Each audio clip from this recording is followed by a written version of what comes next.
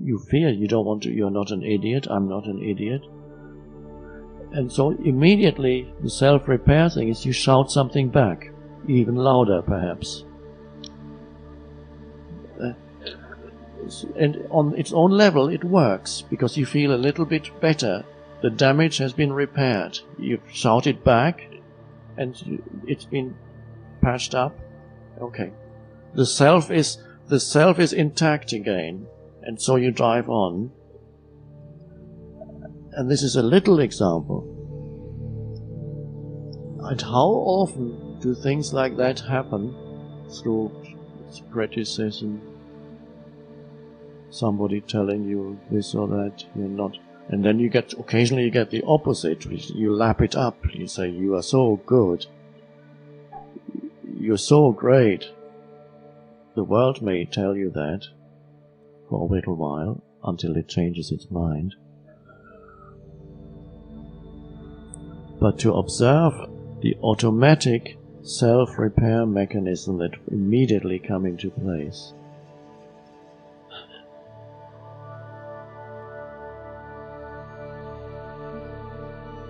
And that, of course, can even degenerate in very unconscious people. In other words, people who are very much complete absence of a witnessing presence,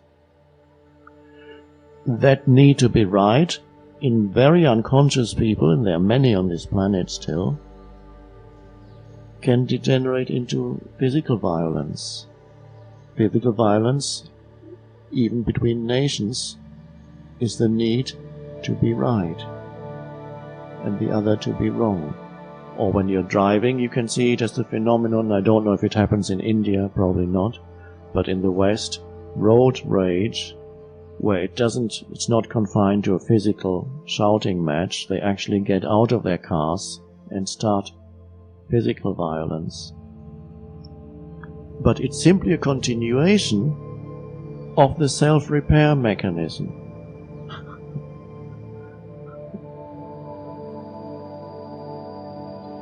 And so the final triumph in a very, very unconscious person, and there are many, is you have killed the other person. The self is now, the fiction, the illusion of self is now totally repaired. And then they put you in prison. But at least you have triumphed as the self. And at that moment when you're engaged in automatic and unconscious self-repair, you would go to prison for the rest of your life just to triumph in that moment. It's all worth it, says the self. But then life is very generous. It then allows you 50 years of spiritual practice in the prison cell.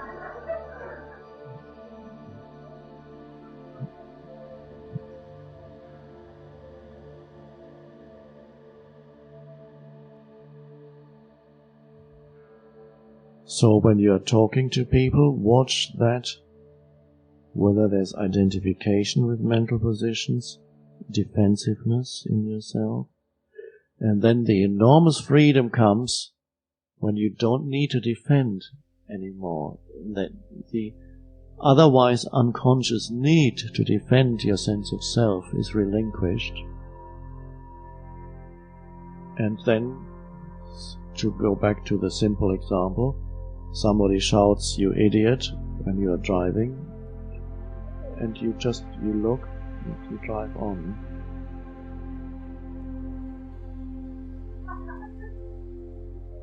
There's nothing to repair. And then he'll shout again because he thinks you're deaf.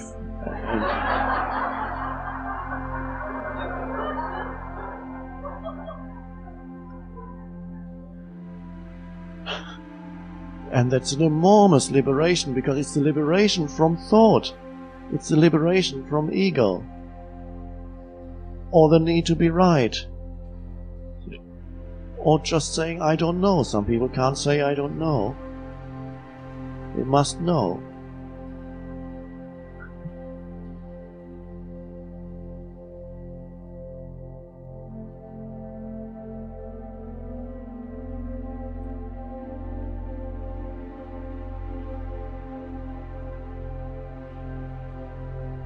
So you can play with that. There's enough presence in you, you can play with it. You can watch those movements when they're still there, and you can play with relinquishing that. They just fall away. Comes with the arising presence.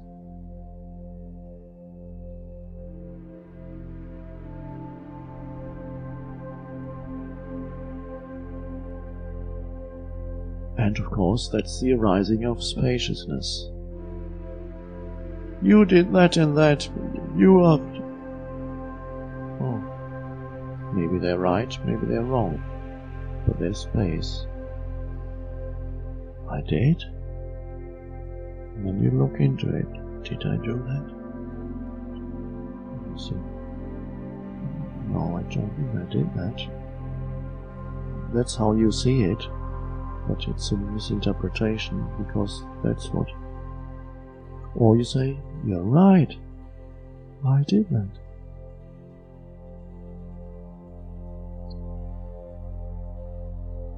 And you're free.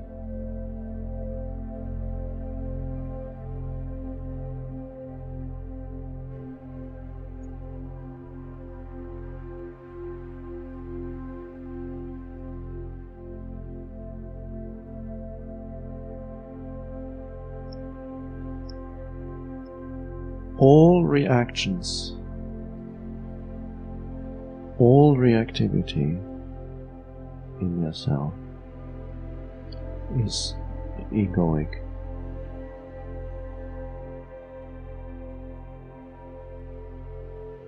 And all reaction is always some opposition. Then you go from reaction to response. You respond out of presence to the situation.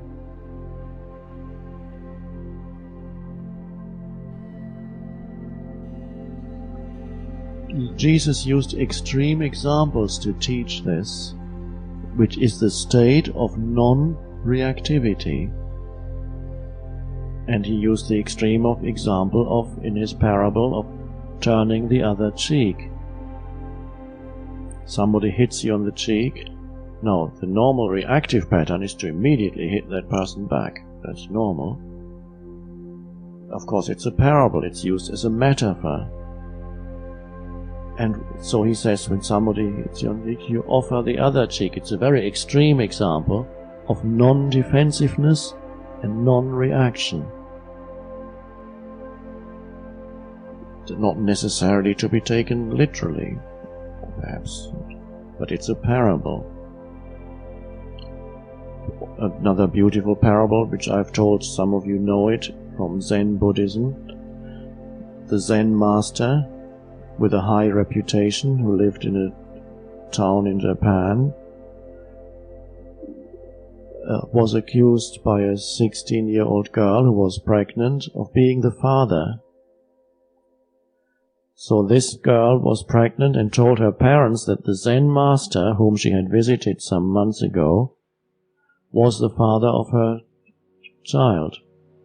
The child she was carrying. She told this to her parents. The parents ran to the Zen master, accusing him of having seduced their daughter, of being a false teacher, of being a fraud. And he listened and said, "You fathered this child, she just told us."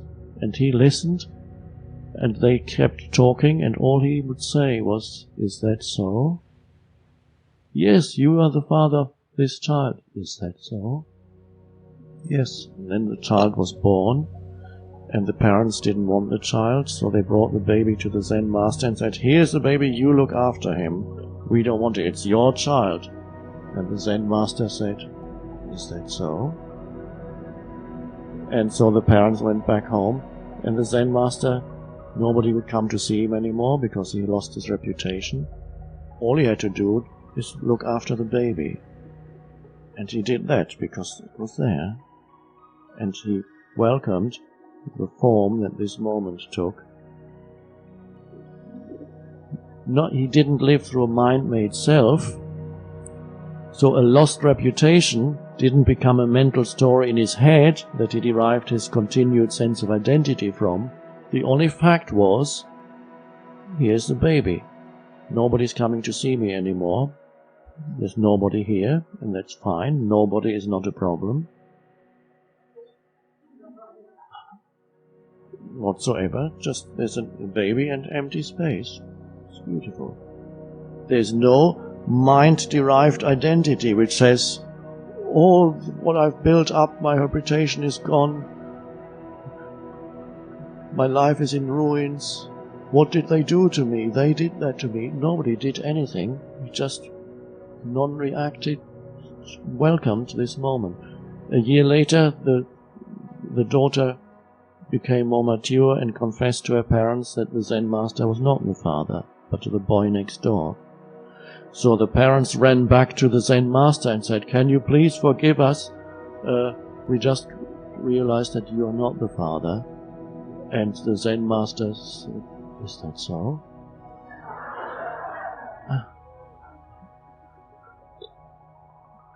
And then they said, "Yes, and we'll have the baby back now, please." And he said, "Oh, is that so? All right, here's the baby." Nothing happened.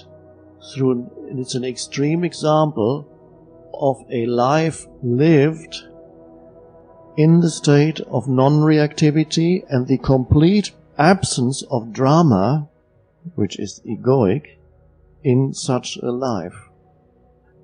The others may be playing their drama, but in the surrendered consciousness, there is no drama. It cannot arise. And this is the amazing thing. His life remained clear, simple, totally unproblematic, because his sense of self was not derived from mind-created identifications and stories. His sense of self was derived from presence, the presence of now, the spaciousness of now, the field of now, the unconditioned consciousness. What problem could there be in that? So, through non-reactivity, one could say, to use an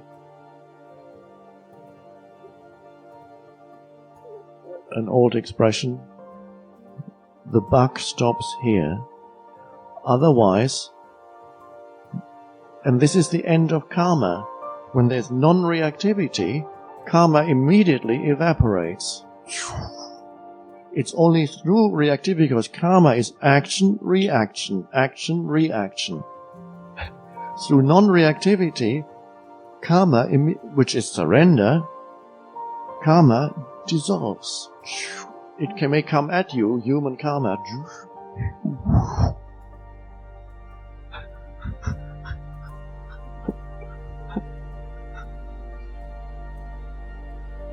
And this is the only way karma can dissolve. It doesn't dissolve through more and more time. It renews itself through time. It's only through the timeless that it becomes dissolved. So that's the power. All the teachings show that. Jesus, in Buddhism, the enormous power that comes with non-reactivity, which is surrender. The end of all drama in your life. How could there be? All right, that's how it is. It's this. Whoosh, whoosh. It remains clear, unencumbered by problems. Field of now.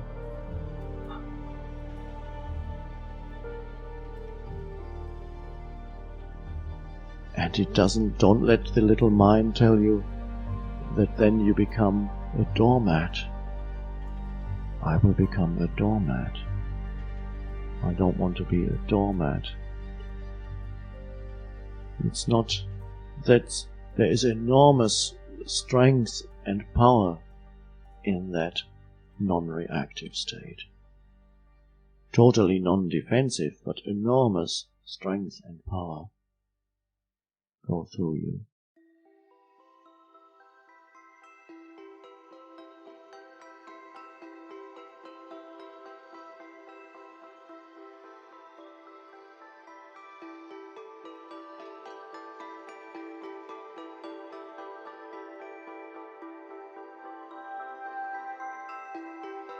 There's also a story about the Buddha traveling from town to town and village to village, and occasionally he encountered people who abused him because they had certain mental positions, and they would shout at him. He would always, people would ask him, why doesn't this bother you that people are shouting at you and abusing you? And he said, there's nobody here to abuse. They think they're abusing somebody, but there's nobody here. It just passed through him. There was no mind-made entity that where this abuse was received and held. It passed through in the absence of a mind-made sense of self. Somebody shouting, you idiot. There's nobody there to hold on to that. And it passes through. Idiot? Where? Who?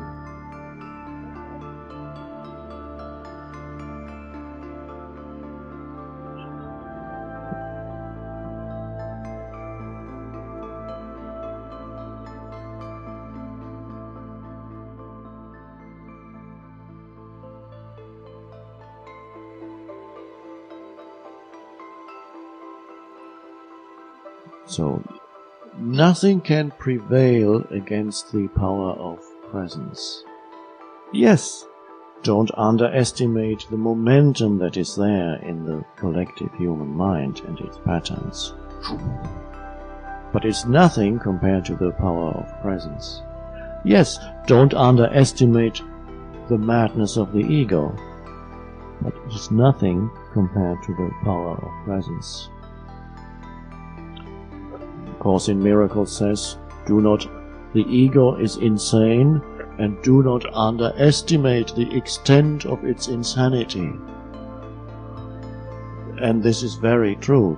It is very insane. Look at human history. Watch the news. Don't want to become more personal, but it's in everyone still, unless it's already dissolved. But they are operating less in you now. Those structures are becoming more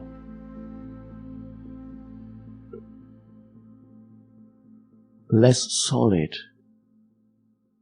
Beginning to, as presence arises, they begin to fade. They still operate, but with less momentum. The same old patterns you will often observe have their momentum, and they still arise in your life, but as the witness is there more and more, the witnessing presence, these patterns have less force to them. So gradually they fade, become transmuted.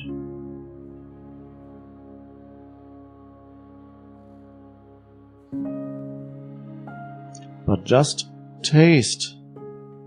All that is required is just get a taste of the surrendered state, and see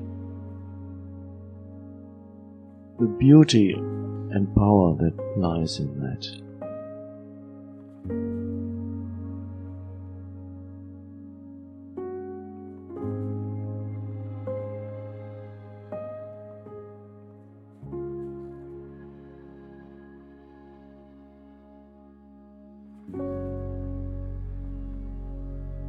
So people ask sometimes, how do I get rid of thousands and thousands of years of conditioning, of all the accumulations, all the collective conditioning that you carry inside? And it's all simple. Surrender.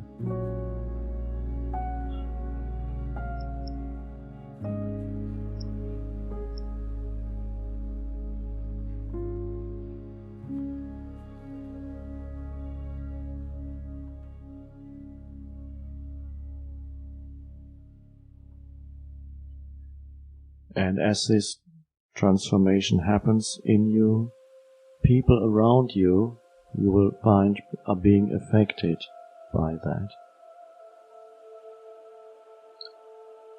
And others will leave you who are not yet ready.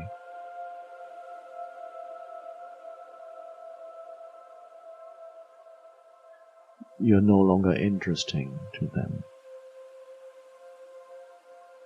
You don't participate in the drama anymore. They can't use you anymore. What's the point? They leave you. He's not playing anymore.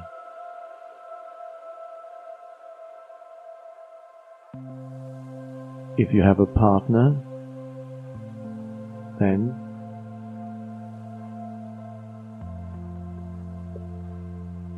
as the shift happens in you, the shift in consciousness,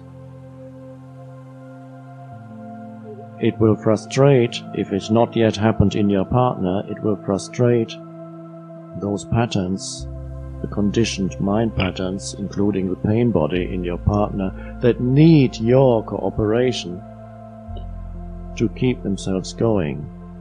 The reactivity needs something to react against. The pain body needs another pain body to feed on. It needs your reactions. So in the absence of that, there's frustration. And then there could be a shift in your partner. It's happened. It's enough for one partner to enter the surrendered state. And then there's disorientation in the other partner for a while.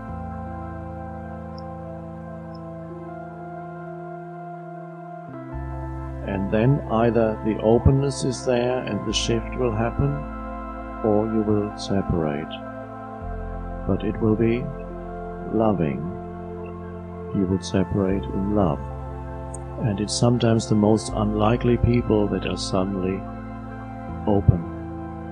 And all it requires is to come into your presence. You might say a word or two, and their lives from then on, that's the trigger that awakens that which was already underneath all the mind structures. As somebody wrote to me whom I met a long time ago at the university, he said, "I wish I had never met you. My life would be simple, would be conventional and normal." Of course, he doesn't know that it's not true. He would be very unhappy like everybody else.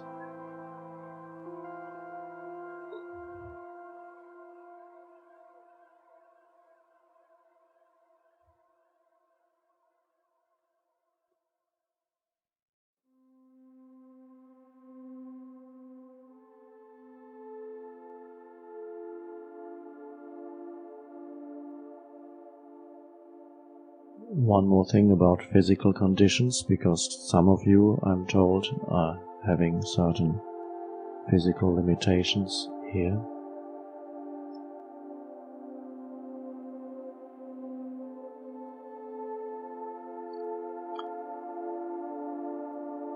Limitations of the physical body, for some people, have been their only teacher, and some had needed no other teacher but some continuous pain or continuous disability in the body. And it drove them to the point of surrender. The very same condition in other people drove them into more and more egoic contraction and misery and unhappiness. So you can see, you can see one person in a wheelchair who is filled with anger, resentment and bitterness, and you can see another person in a wheelchair, and I have met people, and there's a light shining through their eyes and complete openness and no unhappiness and no misery. Just And even occasionally you might encounter people in India where many people who in the West would be shut away, they are actually visible in the street. So people who may have only one limb or lost several limbs, and occasionally you find that complete this peace in them. It happens. And they smile at you.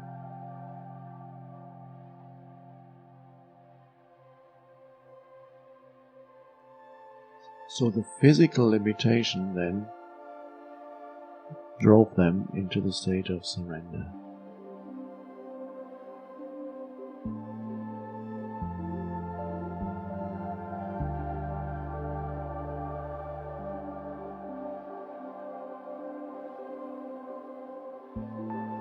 If you surrender, otherwise it will drive you into more contraction. I met my brother again after 3 years, my half-brother, at Christmas, and he's now only 32 or 33 years old.